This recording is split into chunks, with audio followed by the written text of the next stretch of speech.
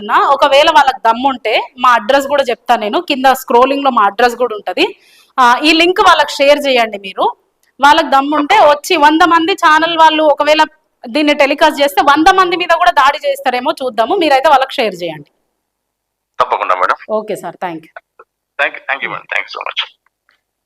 So చూసినాం కదా, దాదాపు 15 మంది వచ్చి ఆయన ఏమంటున్నాడు అంటే, నాతో పాటి ఒకవేళ మా ఇద్దరు రిలేటివ్స్ లేకపోయి ఉంటే ఈ రోజు నా ప్రాణాలు ఉండేవో ఉండకపోయేవో మేడం.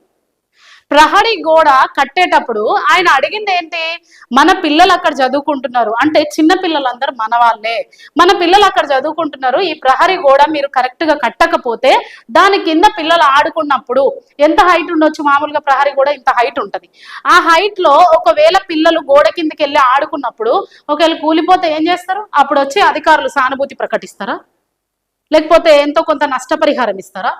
ఇది ఎంతవరకు కరెక్ట్? అసలు అక్రమంగా నిర్మించేది కాకుండా అక్రమ దాడులకు కూడా పాల్పడుతున్నారు. సో డెఫినెట్ గా దీన్ని ఖండించే వరకు టుడే 18 న్యూస్ ఛానల్ కూడా తప్పకుండా దీని వెనుక మేము కూడా ఉంటాము. ఆయన ఒక్కరు వార్త రాసినందుకు మీరు వాళ్ళ మీద దాడి చేశారు కదా, ఈ రోజు నేను మీకు ఒక ఛాలెంజ్ చేస్తున్నా, 100 మంది ఛానల్స్ లో మేము టెలికాస్ట్ చేస్తాము, 100 మంది జర్నలిస్టుల మీద మీరు దాడి చేస్తారా?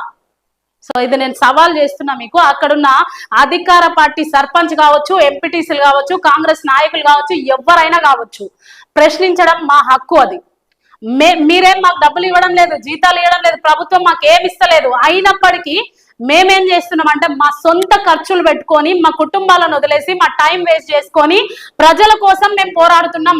ప్రజలకు మా మీద ఉన్న నమ్మకంతో అన్న ఇక్కడ అన్యాయం జరుగుతుంది, అమ్మ అక్కడ అన్యాయం జరుగుతుంది అని అన్నప్పుడు మా పనులన్నీ వదిలేసుకొని వెళ్ళి ప్రజల కోసం మేము